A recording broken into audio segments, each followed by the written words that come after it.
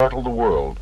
The Romanian target, rich in oil and source of 20% of the life's blood of Hitler's Wehrmacht, was assigned to the 2nd Division before the unit was a year old. For weeks, under the fierce African sun and a wind that scored engines with fine grains of sand, the Liberator crews had worked to perfect the details of this mammoth task. On August 1st, 1943, 5 groups of B-24s were over Ploesti. They go through an inferno. Scudding above the trees, Liberators attack at a height little more than the oil refinery smokestacks. At point-blank range, they meet a deadly fire from small arms to large-caliber anti-aircraft guns. Right through the dense smoke and flames roar the bombers, their delayed-action bombs scoring one after another. The cost is high, but the mission, vitally important to Allied strategy, is accomplished in a paralyzing blow dealt the enemy. Ploesti provided the Germans with more than 1/5 of the oil needed to keep their war machine going full speed. This raid was one of the heaviest individual blows delivered against the contracting ring of steel around Hitler's empire. Every man who took part in that mission qualified as a hero. Awards recognized that, as Ploesti bred 4 men for the nation's highest decoration, the Congressional Medal of Honor. They were Colonel Leon W. Johnson of Moline, Kansas, Lieutenant Colonel Edison E. Baker of Akron, Ohio, Major John L. Jerstad of Racine, Wisconsin, and Second Lieutenant Lloyd H. Hughes of Corpus Christi, Texas. Hughes' courage was typical of all the men who flew that day. Flying in the last formation into the target, Hughes' plane was hit by flak. Gasoline streamed back over the wing and fuselage. Disregarding the long grassy plain beneath him, Hughes chose to continue on over the target rather than make a forced landing. Flying through the leaping columns of flames, the gasoline-soaked bomber dropped its explosives and emerged blazing. The pilot then attempted to land. Too late, the aircraft in inferno plunged to the ground. 3 of the awards of the Congressional Medal were posthumous. The 4th was presented to Colonel Johnson, later commanding general of the 14th Combat Wing, when the Liberators returned to England. Standing in front of his men and aircraft, the colonel was decorated by Lieutenant General Devers, then commanding the European Theater of Operations. While Ploesti was in the making, more and more Liberators were taking the long hop from the United States to bases in England, where they arrived at stations in the flat green countryside of East Anglia.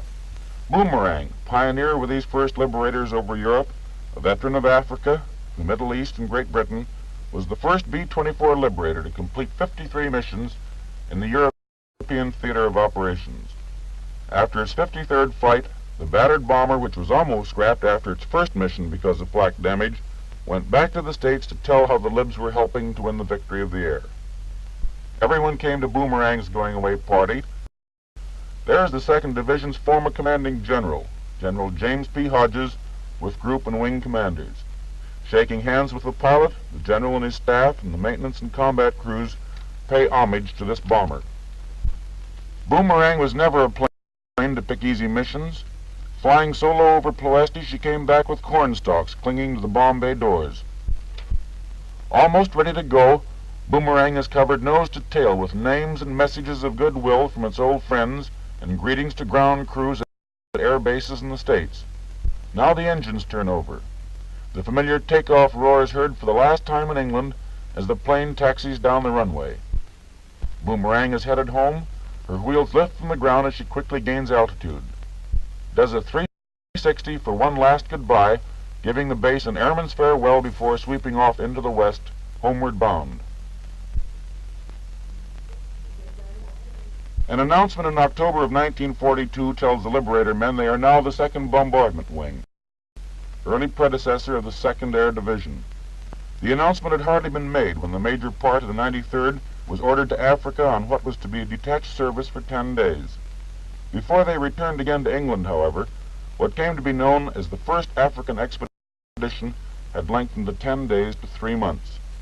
From desert bases, they bombed Desert Fox Rommel's retreating army and attacked Naples and airdromes in Sicily to help in defeating the enemy in Africa, the first major victory for the Allies in the European theater. The Liberators that had been left behind in England had not been inactive during that period. With the submarine menace threatening to cut the vital Atlantic lifelines, bombing of sub-buildings and repairing facilities was a top priority on the 8th Air Force's list. Time after time, the Libs went to Brest, Lorient, to law police in Saint-Nazaire to hit the undersea boats in their lairs. January 1943, and the first American bombing of Germany itself, with the libs and forts leaving the great U-boat yards at Wilhelmshaven ablaze, despite 50 Jerry fighters and plenty of flak. Over the continent waits the Luftwaffe, deadly opponents in a sky still strange to friendly fighters. The crack units of the German Air Force, including the Abbeville Kids, JG-26, that expert group of Jerry fighter pilots, are always up and ready to intercept the bombers, daring to fly unescorted over Nazi-held Europe. With replacements of aircraft and crews coming in a thin trickle, losses to the then few liberators were a devastating blow. Only the courage and determination of the combat crews and the hard work and long hours of the ground personnel kept the tiny force going until the acceptance of daylight precision bombing at the Casablanca Conference started replacements coming in an ever-increasing stream. Vegasok, Antwerp, Brest, and other continental ports feel the weight of Allied bombs as the liberators and fortresses bore through the enemy defense.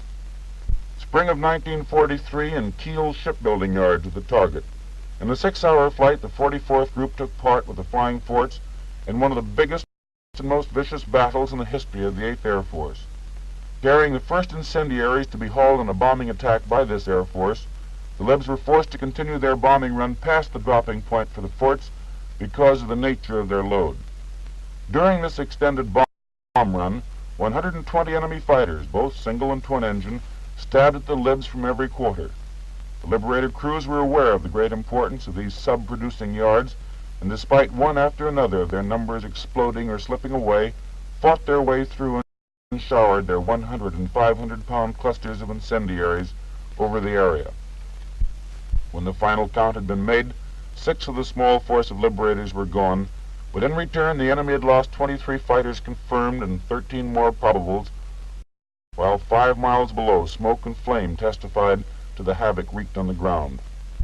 For their part in that great battle, the 44th was awarded the Blue Badge to the War Department Distinguished Unit Citation. They later received a cluster when they, with the 93rd and 389th, were honored for prowess. While the main force of liberators were in Africa, the 2nd Bombardment Wing was joined by another group, the 392nd. Shortly thereafter, the wing became the 2nd Bombardment Division, and group after group came overseas.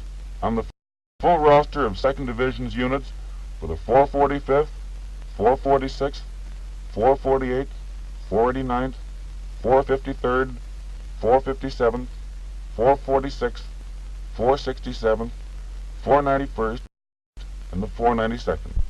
Deeper and deeper fly the liberators as the number of aircraft on each mission grows steadily larger. Munster, Solingen, Ludwigshafen, Bremen, Kiel, all these are familiar targets. And then suddenly Danzig, Norway, and southern France all come under the bomb sights of the B-24s. Emden, Germany, the 27th of September 1943, brought a change in heavy bomber procedure. Cloud layers that completely covered German targets wasted innumerable days in the winter bombing season, scrubbing or causing missions to be abandoned even after the planes were in the air. The mission to Emden altered that. As a result of experiments carried out by liberator squadrons, targets were bombed successfully by instruments through 10/10 cloud cover. The day before Christmas of '43, a new element entered the target material for the heavy bombers. Oddly shaped construction jobs just across the channel are revealed as the threatened pilotless bomb sites, and air bombardment is called on to destroy as many as possible. The liberators made more than 50 missions to the Pas-de-Calais, and the heavy bombers were credited with effectively delaying the launching of the first buzz bomb and drastically reducing the number finally hurled against England. The Battle of Gotha was won by the 2nd Division during the week of the 8th Air Force's blitz on Germany's aircraft factories in February of 1944. For more than 2.5 hours, the liberators of the 2nd Division fought their way through a hell of bullets, shells, and bombs. Desperately, the German fighters, nearly 150 of them, tried to halt the task force. They called on every trick, raking the liberators with machine gun and cannon fire, diving to within 50 yards of the formation in suicidal attacks, even air-to-air bombs in their attempts to break up the formation. The bombs went down right on the target, flattened nearly every building of the powerful Guthern Wagenfabrik plant, producer of 1/3 of Germany's twin-engine aircraft. The Nazis lost 76 planes that day. One B-24 group lost 13, another 7. Losses were high, but Gotha, monument to the courage, persistence, and tenacity of the purpose of the 2nd Division's men, never recovered. On D-Day, the skies were almost clear of opposition, a tribute to the masterful job of precision bombing during that week of Blitz in February 1944. For their achievements on this mission, the 392nd and the 445th Bomb Groups were awarded the Distinguished Unit Citation. High spots of the spring campaign, which saw the Libs hit airfields, aircraft works, oil refineries, and other strategic targets in Germany and occupied Germany, were several of the missions to Big B, Berlin, the first of which took place on March 4th. In May, there came a decided change in the targets. With the German production severely curtailed as a result of Allied bombing, the Libs, along with the 8th Air Force fortresses, switched to strikes on tactical targets, gun positions on the French coast, railway yards and junctions, bridges and airfields were hit to hamper the German defenses in the coming invasion of Europe. D-Day, Day of Achievement, that day for which the freedom-loving people of the world had waited for so long. 4 times on June 6th, the 2nd Division Liberators take to the air to fly over the bridge of boats put across the channel for the invading forces. The first time they pound beach defenses, a few hundred yards ahead of the invaders, hitting the beaches and assault boats. The rest of the day they devote to blasting communications behind the beachheads, railroads, bridges, and road junctions. The Luftwaffe put up practically no opposition that day, a tribute to the bombing by the 8th Air Force Libs and forts of Germany's aircraft industry and Air Force installations. After D-Day, losses began to decrease. The Luftwaffe showed up less and less often for combat. Gunners of the division downed an occasional jet-propelled enemy fighter, but the enemy reserved his force for sporadic attacks on straggling squadrons or flights separated from the main formation. B-24 still failed to return, but the rapidly clearing area of liberated France provided airfields for emergency landings and safety for crews forced to bail out. Flak gradually disappeared until an airman returning from Brunswick was able to report only 6 bursts out of range from that once bristling city. Vivid memories of Ploesti loom up again with the low-level supply mission to our airborne army in Holland in September 1944. Loaded with ammunition, equipment, and medical supplies for the 1st Allied Airborne Army, the Liberators fly across the Netherlands at midday. Dodging church steeples, they have the unique experience of welcome from the long-oppressed people as they are waved on to their objective. Small arms fire from German forces caused many wounds, but failed to halt the delivery of cargo to the waiting infantrymen at Arnhem and Nijmegen.